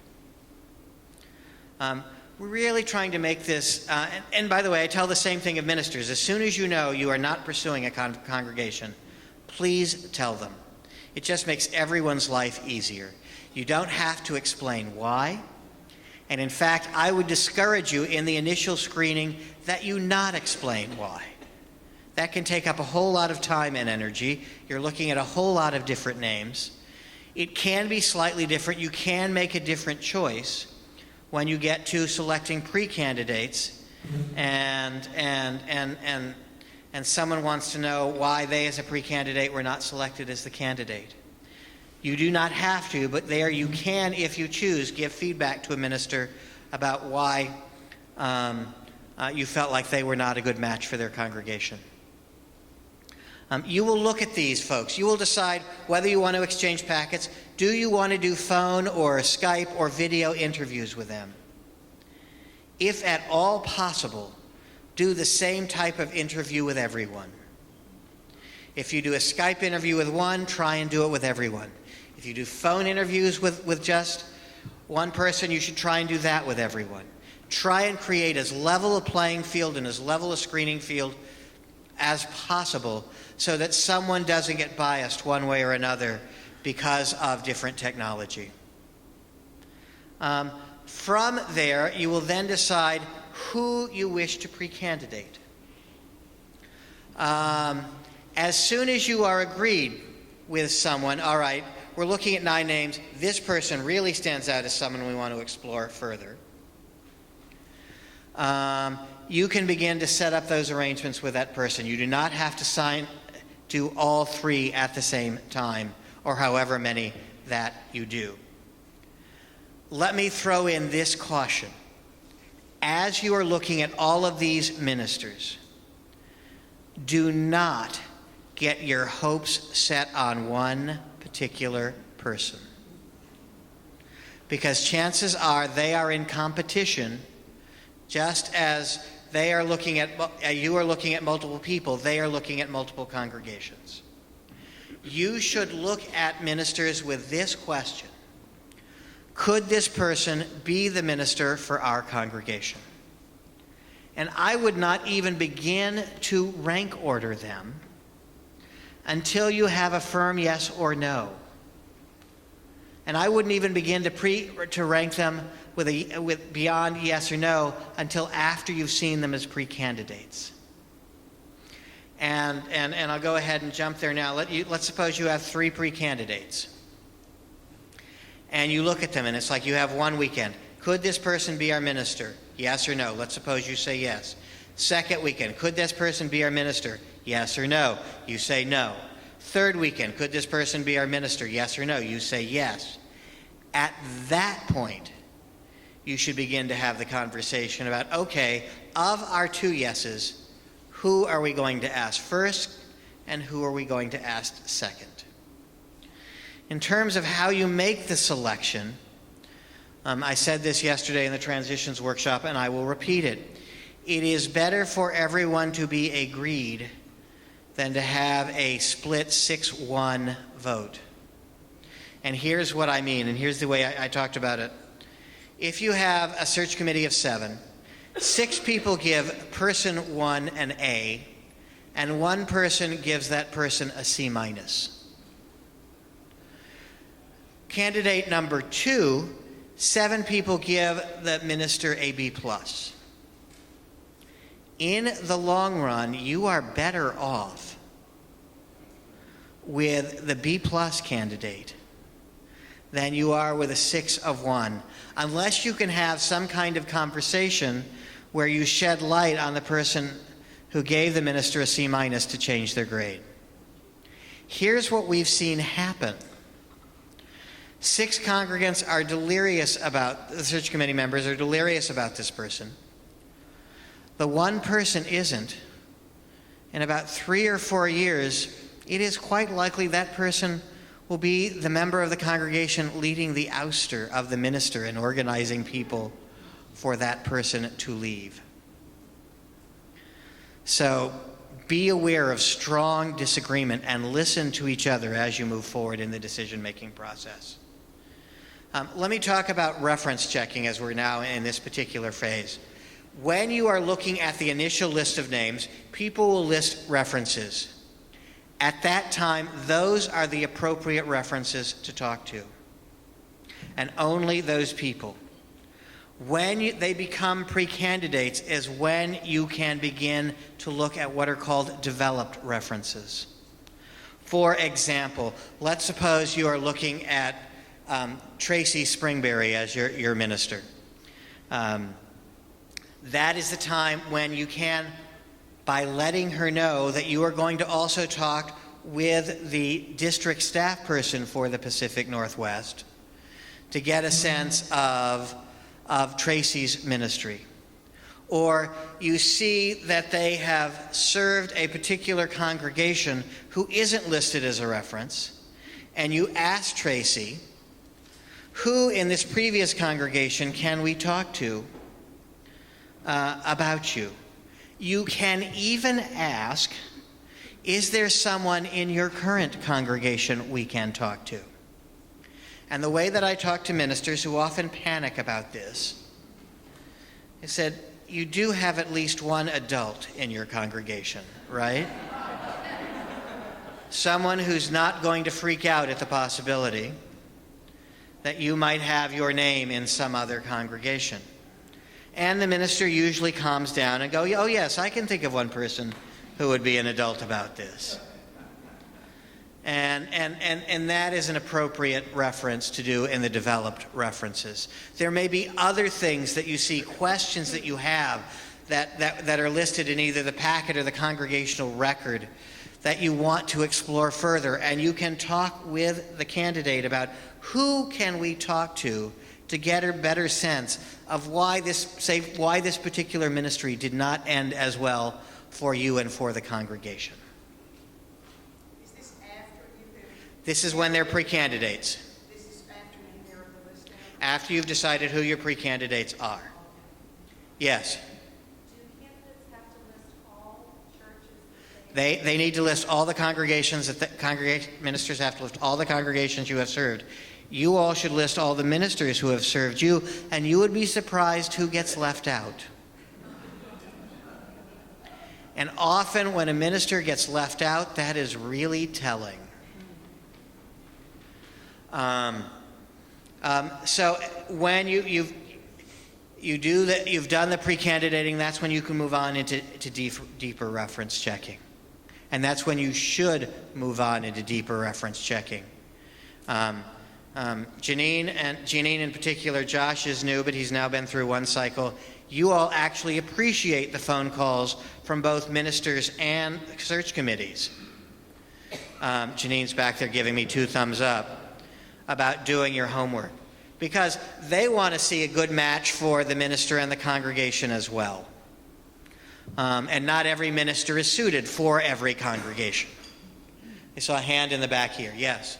You refer to the developed references. Will we be making phone calls when we first get the list of candidates? The question is about when you make phone calls and what kind of references. When you first get the minister's information from the congregational record and from their web packet, they will have a list of references who you are free to call at this point. But it's when you get to the pre-candidating stage when you see, all right, we want more information about this. We want to talk to a district executive who's seen them serve in a congregation about that you do further reference checking. And you can actually work with the minister to say, can you give us more names of people whom we can talk about? Is there someone on your staff who we can now talk about how you work with staff? We've never had a settled minister, but over the years we've had some pretty amazing guests who come for 1 or 2 weekends, and some of them have repeated. Would that be useful information to put in the packet? If you have people who are familiar with your question is about basically, can you list people who are familiar with your congregation who can talk about it? And the answer is yes. Give people a way to get information about all of that. Okay, do you have a question? I was going to ask, what's the range of the number of references you would usually check for a candidate? The question was about the range. Usually, initially, ministers list anywhere from 3 to 6. And chances are, because of timing, that number is pretty similar when you get to the developed references. And often what happens is that the search committee, there's some person who actually is coordinating this, but you divide up the calls, if at all possible. Just again for work. Okay, you have your pre-candidating visit. You bring the minister in. Your schedule should look pretty similar for every single pre-candidate. For most congregations, and this is one of the places where often New England congregations have done it slightly differently over the years. For most congregations, it means bringing them in on a Friday, taking them out to dinner, just spending some time getting to know each other's stories a little bit. Saturday morning is often about a more formal interview. Also on Friday or sometimes on Saturday, when there's not anyone in the church, a tour of the church is often given. On Saturday afternoon and Sunday, that's often where the minister is shown a little bit of the community. May talk with a realtor or something about that, about potential housing, depending on the timing and their needs. It may be a time, it is a really good idea, if you can, to bring the minister's spouse, if they have one, to a pre-candidating visit, because often the sell of your congregation is more than to just the minister. The spouse has to see whether or not they can live there as well. So we encourage that, and so you arrange for some sort of tour. On Sunday is when you do the neutral pulpit somewhere else, and then somewhere after that, usually there is a lunch for follow-up questions. There's often also a dinner on Saturday night, again, just for more interaction time. Question? Where do they stay? When a person stays, you are responsible for putting them up in a hotel, maybe a bed and breakfast, not anything that is owned by a member of the congregation. I highly recommend these days, if at all possible, you find some sort of place that at least has some kind of kitchen facilities, so that people can either be on their own for breakfast or whatever it is that they want in terms of food, just giving them more options. Extended stays, residence inns, any place that provide something like apartment living. Do not recommend even a vacated member's home.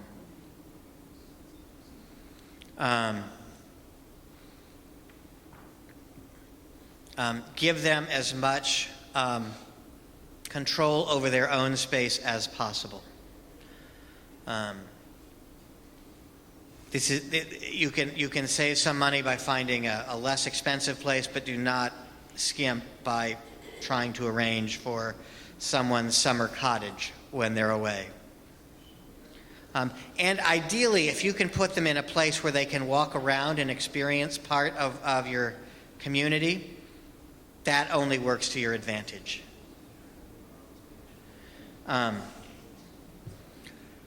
You have the weekends, you do the developed references. You are free to stay in touch with the minister after you have had that weekend.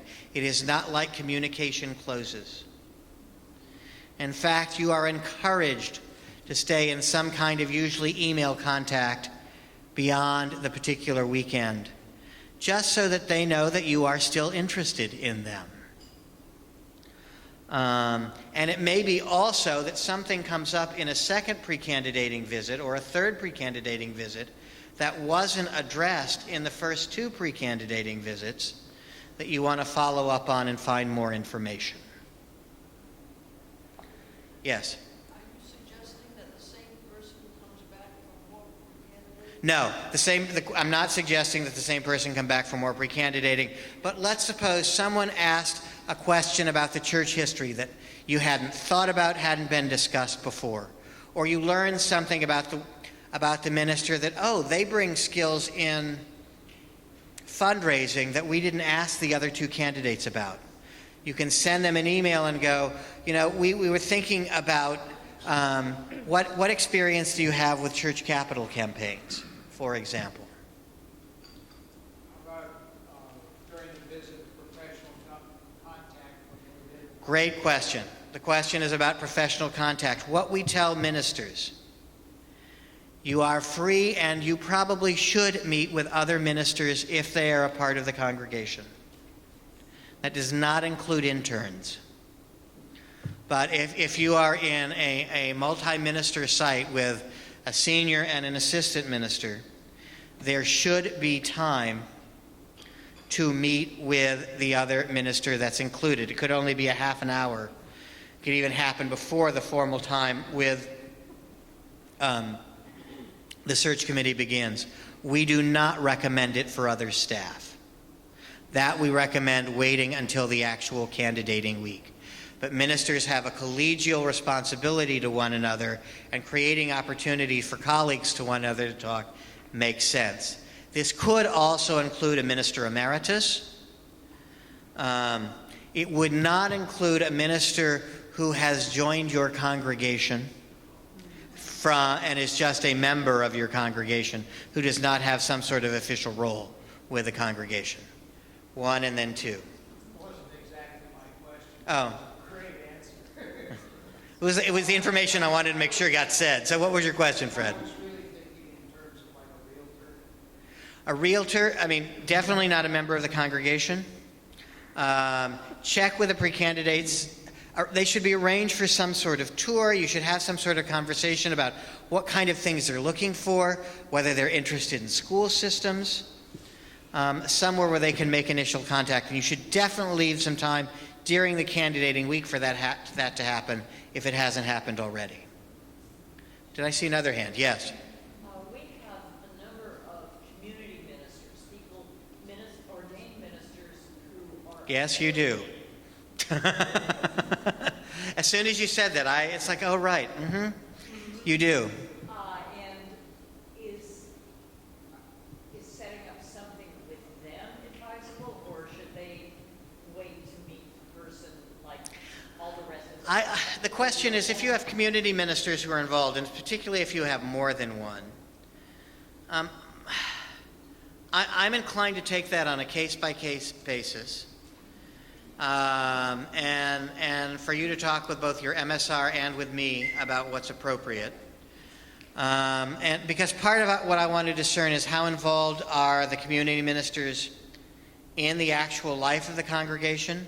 In some congregations they're extremely involved. In some congregations they're not involved at all. Some aren't. And so we should figure out how best to navigate that on a case-by-case basis.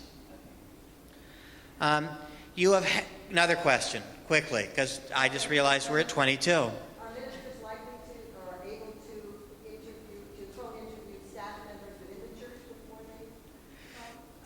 they? The question was about interviewing staff members. We encourage ministers to not interview staff members before the candidating week. We encourage them to get their information from the interim minister, from the previous settled minister, we want to avoid a situation where a staff member develops a particular opinion about a minister that somehow ends up influencing the search committee, one way or the other, which has happened. You have your 3 pre-candidating weekends. You've done all of your reference checking. Now you're figuring out who you're going to ask. And again, I go back to making sure you look at these people not going first, second, third. What you do first with all the pre-candidates is, could this person be our minister? Then, who are we going to ask first? Who are we going to ask second? Who are we going to ask third? On that Monday, prior to the first Thursday in April, we encourage search committees to have come to a decision about who they are going to ask first. And we have told ministers that we have encouraged search committees to come to an opinion about who they're going to ask first, and to shoot a very pleasant, generic email to the minister with this basic question. We're just checking to make sure you're still interested in us. It is not about entering into contract negotiations. It is really just to make sure that at Thursday at noon Eastern, 7 o'clock Hawaiian time, 8 o'clock Fairbanks time, 1:30 in St. John's, Newfoundland time, that you are not left with a surprise and having to make a decision in about 15 minutes about whether or not you're going to your second choice or not. The second person you'd ask. And we've encouraged ministers to be very clear with congregations. So, for example, if I'm deciding between whether I'm going to go serve the congregation in Fairbanks or Berkeley,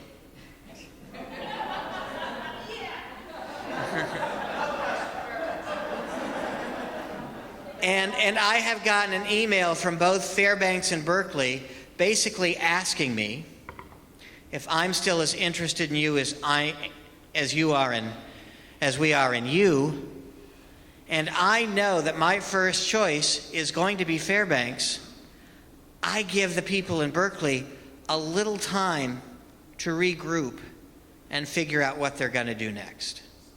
Because I saw some really complicated things happen when ministers were waiting on congregations. And I saw some really complicated things happen when ministers told congregations, I need an hour to think about this. And it's like, well, the search committee is going, well, if you say no, then it might be 2 o'clock in the afternoon before we can move on to our second choice. Creates a lot of anxiety. I'm not trying to control all of the anxiety, because I can't. You'll be anxious at this point. There's no question about it. But I am trying to help enable a process that allows people to make the best decisions they can with enough time to make them as well as they can. Saw a hand somewhere. Yes? So just to clarify that Monday question you sent to one person. That first, you send it to that one person first. Then you have some sense of whether you're not on the formal offer, the formal contract negotiations. Don't happen until noon Eastern on that first Thursday in April. Let me talk about that. In some cases, for some of you, if you have a minister who has experience, they will not have told all of their congregation more than likely that they are in search. So you may extend the offer, you may be super excited when they say yes, and you may not be in a position to announce the name of the congregation right away. In fact, you should not announce the name of the minister right away until that person or those people have told the congregation that they are serving, that they have accepted a call, until you have the contract agreement worked out, and until you have completed the background check. It is your responsibility to do the background check, because every congregation should take responsibility for doing a background check on the people who they employ. Oxford Documents, the company that we recommend, says it takes up to 4 weeks. We found out this year they were far more efficient than that, and they were just covering their tracks. But what you can say on that Sunday is that we have a candidate. We are waiting on the necessary things to fall in place before we can announce the name. Now let me talk about something else really quickly. Oh, go quickly ask your question. This email, are you still interested, is the end of March? It's I think it's March 31st next year. That whatever that first Monday is, the Monday is before that first Thursday in April. And when the first Thursday of April, April 3rd. the person says no, then the same day you go to Well, in theory, here's what happens. Let's talk about this. Let's play this out through a couple of different scenarios. Let's suppose on April 31st, or April 31st. Let's suppose on March 31st, you ask Tracy Springberry to come be your minister. Or you ask her if she's still interested. And she emails back and says, I actually think I'm more interested in another congregation. I really was impressed by all that you did. This situation works with me. Then you email the next minister on your list to see if they are interested. Now let me talk about all of this for a second, because this is important. Do not get desperate. And by that I mean decide very clearly on your yeses and nos. And don't even think about going to your no's. And the reason I say that is more often than not, we see a ministry that lasts 2 or 3 years when a search committee decides, if that. We had one implode 2 years ago in the middle of candidating week because the search committee went not only to someone they said no to, but the person who was number 4 on their list, because they were petrified at the idea of not having a minister. You are better served by saying, we were unable to find someone who we thought was a good match for our congregation. Than to pick Mr. He'll Do. Than to pick Mrs. Live Body. So, search committee may do incredibly good work by coming to the point where they're saying, none of these people work for us. What we have seen in every instance is the next year the congregation does find someone. You are far better served by doing 1 extra year of interim ministry than having a failed ministry collapse after 2 or 3 years. And the hands go up.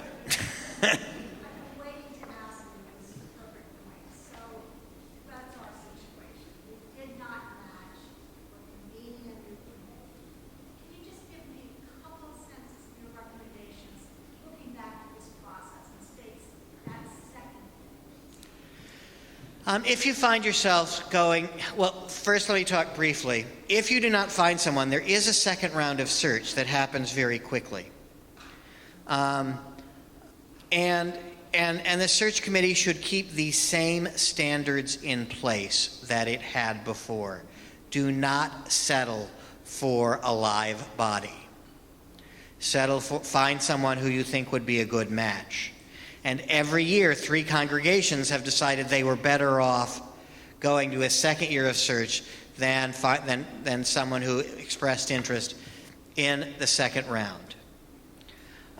If you find yourself going to an additional year of search, there are a couple of questions that need to be asked. One is, does the search committee want to stay together, or do you want a new search committee? We strongly discourage 3 people continuing and adding 4 new people. It just, again, creates a different playing field. And if the search committee, this has happened twice now, brings someone forward and there is a failed vote, if the minister does not get at least 90, and I would say even 95%, and you go to an additional year of search, in that case, it should be a brand new search committee. But if the search committee did its work and discovered there was someone who was not a good match, either the entire search committee should stay together or it should be a brand new search committee. And there should be a debriefing amongst the search committee and among the board about what is best. If you have people who are tired, who are exhausted, if you've got search committee members who are fighting with one another, who have strong disagreements, those are generally good indications for a brand new search committee. Now, the new search committee doesn't need to necessarily reinvent all of the data that was done before, but fresh eyes are often a good thing. Question? Question in the back, yes. In the very back, and then... So, on a search committee, if you have, let's say you have a deal, okay, if I'm hearing you correctly, if you have even just one member of that committee, you can't continue on, you don't. Good question. Good question. The question is if one committee member isn't willing to serve, then I think the board and the search committee, because the board is the people who commission the search committee, can decide whether they continue with one less or whether it needs to be a different group. You do not replace the person. Let's suppose you have a committee of 7 and one person decides they can't continue. The group can decide meaning the search committee and the board can decide they can continue the next year with 6, but you do not find a 7th member. Some of your church bylaws suggest alternates. We generally think that only works if the person leaves the search committee almost immediately. We do not recommend a mid-year replacement of an alternate once the true work of the search committee has begun, because you're playing catch-up way too much, and you have someone who has missed out on 6 months of conversations and team building. You are better off keeping the committee smaller than you are by doing a simple replacement. Question? Provided we don't find someone in the end of the spring search, talk about mid-year starts for this. Mid-year starts. Another option, if you don't find someone, you can simply extend your search by 6 months or a year, because we now have a twice-a-year settlement cycle. In fact, we have Pasadena, California, looking for a mid-year start for its minister. As we move away from an academic calendar and as we move toward year-round church, it is interesting to me that we as Unitarian Universalists are more conservative about how we do search than every single Christian denomination. Because every single Christian denomination does settlement at any time during the year. Now, I don't think we may be big enough to be able to pull off settlement at every different time of the year for full-time congregations. But I do think we can handle it twice a year. And in some cases, like in some of our snowbird congregations, however there are snowbirds, doing it on a different cycle is actually useful for them, because they can do the bulk of their work when the snowbirds are actually in their congregation. So we wanted to create more options. Candidating week. Ideally, we recommend that Saturday night there is a meeting with the search committee and the board with the minister, just to give the minister some additional familiar faces before they preach on Sunday. You arrange a manageable schedule during the week that includes time for the minister and ministers, or the minister and their families, to find places to live. On Sunday, on their last preaching,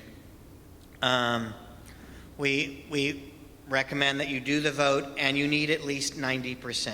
Ministers can go for less. We don't recommend it. In fact, what we saw this year is most every congregation was above 95%. It only takes a handful of people to make someone's lives miserable. And then that's when all the negotiation happens and the start date happens. You figure out the starting date, the moving, and all of that, and you're good to go. And then we ask you to give us final information and a notice of call so that we can compile data in terms of compensation, benefits, what the vote was, so that we can use that information for future search committees. And this is one of the places where we have seen this year, for example, 95% is really important. In fact, in the last 2 years, I can remember only one congregation that was at 92%. Everyone else was higher. Yes? Do you do that negotiating during candidating week or after the vote? Or how? You want to make sure that there are no huge sticking points before the end of candidating week. Like if the minister is expecting $90,000 for compensation and you're expecting to pay $65,000, that should have been worked out ahead of time. Minor details can be worked out afterwards. Do the ministers post their current compensation or their desired compensation as a part of their record? They can't. The question was about, do ministers post their desired compensation? For the most part, they don't. They could. They really look at your compensation figures And chances are, during the pre-candidating week, there will at least be an initial conversation about the contract and the compensation. And you should have that initial compensation where the minister or you should talk about, yes, we say 64 to 91, but we really mean 68, or whatever the figure is. And the minister's like, I thought you meant 82. And then you can figure out if something can be worked out from them. So you're saying that there's no information from the minister that would exclude that person because they either asked for a high compensation that we knew we weren't going to be able to afford. There's no way we can The danger there, the minister looks, I will repeat, and again, ministers are not accountants.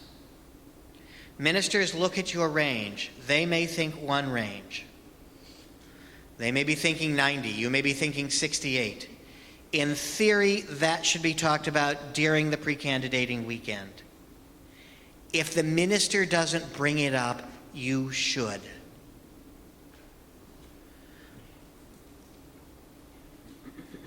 Try and avoid the surprises. The background check is complete.